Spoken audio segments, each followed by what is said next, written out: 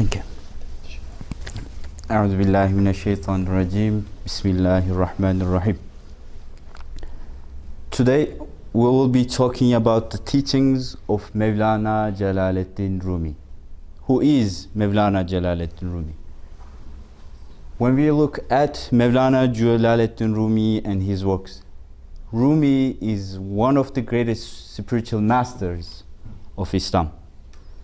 He is very well known. He is also famous in the Muslim world, but he is also very famous in the Western world, in the West. And maybe next to Al-Ghazali. Ghazali was one of the greatest Sufi masters in Islam who lived in the 5th and 6th century of Hijri calendar. Rumi is probably, or perhaps the Sufi most studied by Western scholars and by Islamic scholars. And there have been outstanding translations done by Nicholson and Arbery into English language, and these translations can be found now. And that's why Rumi's life and Rumi's works, his teachings and his writings have received so much attention in the Islamic world and in the Western world. And these writings have been translated into different languages. And for the benefit of some listeners who have no acquaintance of Mevlana, it will be useful to briefly talk about his life and his journey, and we will be talking about the importance of his writings. What does Mevlana mean? Mevlana is actually a term that's used to say our master, and this is a term that is commonly used in Pakistan to refer to teachers. So they say Mevlana, our teacher, our master, and we often use Mevlana to refer back to Mevlana Jalaluddin Rumi.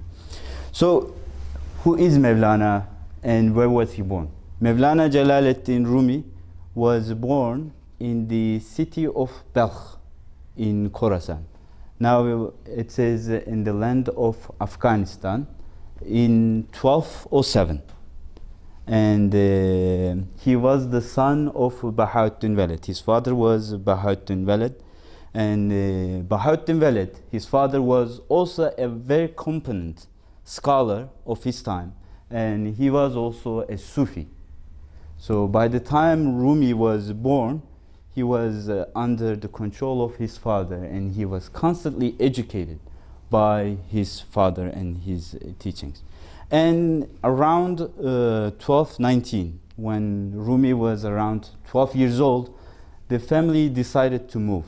The family fled from the city of Balkh because of the impending Mughal invasion, because the Mughals were coming down to Afghanistan, and Rumi's father decided to leave their homeland, and they left the home city.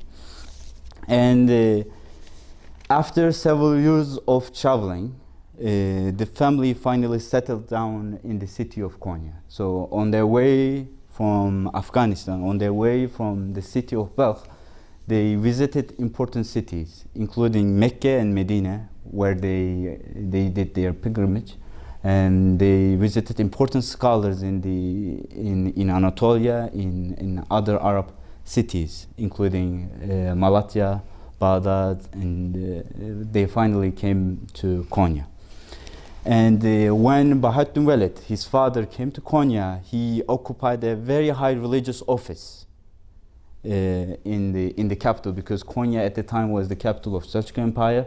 And Bahauddin Walid, at the time, he occupied a high religious office, and that's why he was given the title of Sultanul Ulama. Ulama is the plural form of alim. He was the king, or he was the king of religious scholars. He was the king of scholars. He was not a normal scholar. He was regarded as the king of the scholars, Sultan of Ulama.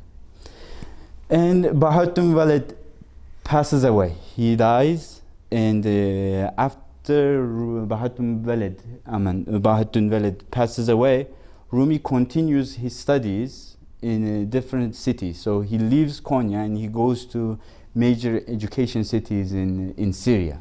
He goes to Damascus and he stays there for several years. And he comes back to Konya again. He comes back to his family. And when he came back to Konya, he was like his father.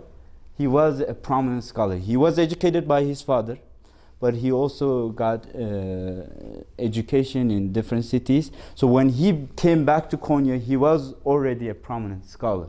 And he was held in high esteem by the Muslim community, by the community in Konya. And he continued to deliver his public lectures in major mosques in Konya, mainly in Iplikçi Mosque. Maybe you have seen in the city center. So before he started his journey in Sufism, he was a prominent scholar in Islamic sciences. And following in his father's footsteps, Mevlana also became very much attracted to Sufism, to Tasawwuf, early in his life. And he became the disciple of a number of important Sufi masters in his time. He became the follower. He attended the lectures of important Sufi masters at his time. And perhaps the most important event in his spiritual journey or in his spiritual life was his meeting with Shams, with Shamsi Tabrizi. And when he met Shams, he was around 37 years old, and this was an important moment in his spiritual journey, in his spiritual life. And Sultan Veled is Rumi's son, and he describes Rumi's life at the time, and he writes about this decisive change in his father. And after Rumi met Shams, he became enlightened, or he became more engaged in his spiritual life. And his son writes for Rumi. He says, never for a moment did he, referring to Rumi, did Rumi stop from listening to music and doing his sema. Never did he rest by day and night. He had been a mufti. Now he became a poet, and he became intoxicated by love. Now he refers to he had been a mufti. He refers back to his competency in Islamic sciences. He had been a mufti. He was an important scholar in terms of Islamic sciences. He was a mufti, but after his spiritual change with Shams, he became a poet. He became more intoxicated by love, by divine life. And for this reason, for the remaining of his life, Rumi was a Sufi who spread the intoxication of divine life, to other human beings. And during his lifetime, he trained a large number of disciples. He trained a large number of students in the city of Konya. And after he passed away, these disciples, these followers, founded the great Mevlana order of Sufism. So, as a sect, this let's say order of Sufism came into being. And Mevlana, he passed away on December 17th, 1273, and he called the night as Shebi Aruz, the wedding night, because he was coming together with his divine love. Now, since then, there has been a constant praise for Rumi's poetry, for Rumi's life, for Rumi's teachings, and for Rumi's writing. Ever since he wrote down, it was written down, and and so many Western scholars and so many scholars in the Muslim community have studied Rumi, have studied Rumi's writings and his teachings, and some of them have called Rumi, maybe without doubt, the most eminent Sufi poet, the greatest mystical poet of Islam, or even the greatest mystical poet of any age. Now, he wrote a number of books, and the most important book was known as Mathnawi. And in Mathnawi, we find nearly 25,000 couplets.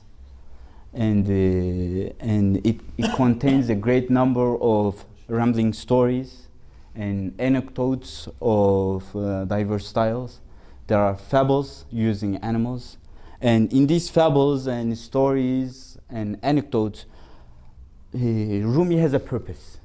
Rumi doesn't tell a story, or he doesn't tell a fable without any purpose. He has a purpose, and the main purpose of his stories and his fables, he often explains the relevance of these stories to our spiritual life. He wants to improve our spiritual life, and he wants to convey his message by using animals, by using certain stories, and by sharing some fables and stories. So this is Mathnawi, and we have his second famous book, Divan-i Sharif, Divan-i Shamsi Tabriz. In this book we find nearly 40,000 couplets, and another book known as Fihi Mafi, and this was also translated into English as Discourses of Mevlana. And in this book we find a collection of Rumi's lectures and conversations in his public lectures, and these lectures and conversations were recorded by his disciples at the time, and they were written down. And this book is known as Fihi Mafi, Discourses of Mevlana Rumi. Now, in the remaining part of this session, I want to talk more about the relationship between Sufism and Islam. Is there any relationship between Sufism and Islam? Is Sufism something completely different from Islam? Is it something integrated? In what way Islam is different from Sufism, and in what way Sufism is different from Islam?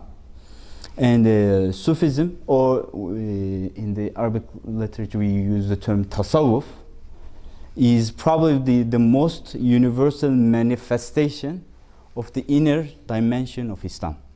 And that's why Sufism or tasawwuf is the way by which we as human beings transcend ourselves and we try to reach Allah. And that's why Sufism often provides us the means, the tools within the teachings of the Quran and the Sunnah. This is important. The Sufism, Tasawwuf, often provides us the means, the tools within the teachings of the Quran, within the teachings of the model of the Prophet, within the teachings of the Sunnah. For what? For an intense spiritual life. For an intense spiritual life. If you're looking for an intense spiritual life in Islam, you go for Tasawwuf, you go for Sufism. And that's why Sufism in general, or Tasawwuf, in Mevlana's teachings, it's more about man's transformation. It's more about our transformation, and it's more about attainment of our spiritual virtues. And Sufism is often defined based on an hadith. Now there's a famous hadith called Jibreel hadith. So one day the Prophet Muhammad, peace be upon him, he was sitting down with his companions in a room, and one man came in. He was wearing white clothes. There was no indication of a traveler. There was no dust. There was no dust on his dress. There was no dust on his hair. He was completely fresh. He did not look tired. And everybody was surprised. And he came into the room and he sat down and he put his knee onto Prophet's knee.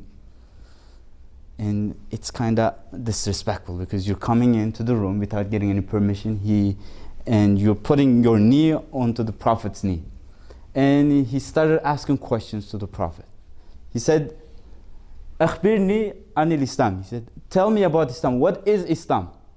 And the Prophet Muhammad, peace be upon him, he gave an answer. He said, he gave the 5 pillars of Islam. Give the Shahada, Ashhadu an la ilaha illallah wa ashhadu anna Muhammadan Rasulullah. There is no God but Allah, and the Prophet Muhammad is his worshipper and his messenger. And this man who came into the room, he said, Saddaqta. Oh, you're right. He confirmed the Prophet. And the companions were surprised, because this is very rude. He's coming into the room, he's putting his knee onto the Prophet's knee, he's asking questions, and Prophet Muhammad, he gives responses to the questions, and he confirms the Prophet. And the man continues, he says, Akhbirni anil iman. Now tell me about iman. What is this iman? And the Prophet Muhammad, peace be upon him, he tells the 6 pillars of iman. He counts them all to him, and this man again confirms the Prophet. He says, you are right, what you said is right. And the companions became even more surprised. And lastly, he asked about Akhbirni anil ihsan. Tell me about ihsan. What is the term ihsan? And the Prophet said, أن تعبد الله فأنك تراه فإن لم تكن تراه فإنه يراك. To worship Allah, to worship God, as you are able to see Him. Even though you are not able to see Him with your own eyes, recognize that He is able to see you. So he gave this short response to the question of ihsan.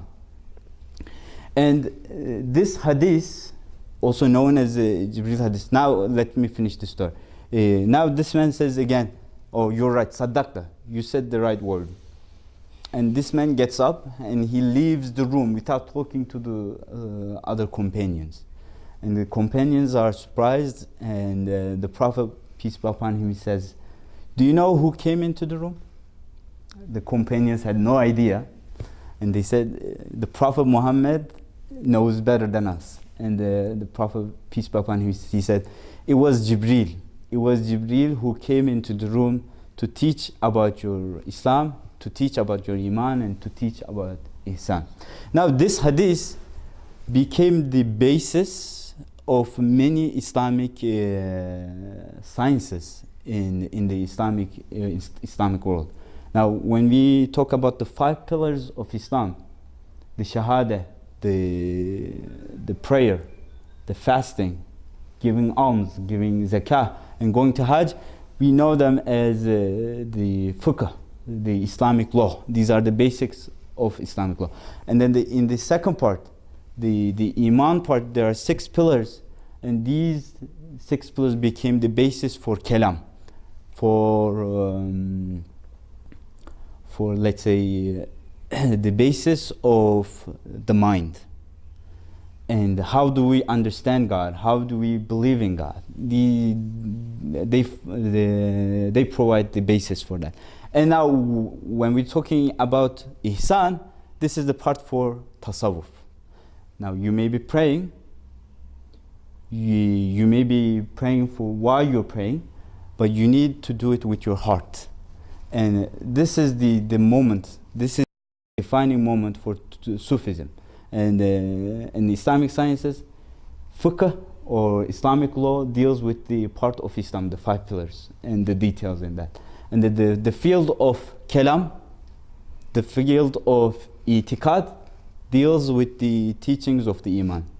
And the field of tasawwuf, the field of Sufism, deals with the part of ihsan. And these are the 3 major components of Islamic sciences. And let's go into detail a little bit more, and then we'll finish the session, inshallah. And in the understanding of Sufism, that's why ego, or we call it nafs, is a transient mode of man's true and transcendent self. And that's why the attainment of spiritual life, the attainment of metaphysical knowledge in its true sense, it's the removal of the nafs, it's the removal of the veils which separate man from Allah and from the full reality of his own true nature. And Sufis often use the term irfan to explain metaphysical knowledge in its true sense. And they often use the term irfan with love, because the act of knowing, the act of ilm, is more or less about the mind. but the act of loving, the act of irfan is the most direct reflection in this world. It's more about the heart. It's more about the reflection of the heart. And that's why love is often used in Sufism, in the teachings of Mathnawi, as the symbol of joy of the spiritual world. And Sufism and Tasawwuf are the instruments, are the means for this spiritual knowledge. And, and that's why irfan, the true knowledge by heart, is the center, is the focus point of Sufism, is the center point of man's being. And it's more existential rather than purely mental. It's more about heart, it's more about cleansing the heart, it's more about improving the condition of heart. There's more emphasis on the heart in Sufism. And Rumi, as well, in his teachings and his books, he talks about the profound nature of love. He talks about al-hub, al-muhabba, and he believes that, he sincerely believes that love can completely transform the human substance, and that's why he says love is an attribute of Allah, and with love, with the attainment of love, man is left free from the limitations of this world. And that's why for him, true knowledge acquired by heart and love are simply inseparable, and they are co-equal aspects of the same reality. And وَآخِرُ دَعْوَانَا إِنِ الْحَمْدُ لِلَّهِ رَبِّ الْعَالَمِينَ. All praises are for Allah, the Lord of humankind, and He is the giver of all good things. Oh Allah, we pray that you destroy the enmity and grant us peace for us, and we pray for His mercy and for His peace in the midst of great suffering that we're facing today. فقالوا على الله توكلنا ربنا لا تجعلنا فتنة للقوم الظالمين ونجنا برحمتك يا أرحم الراحمين والحمد لله رب العالمين.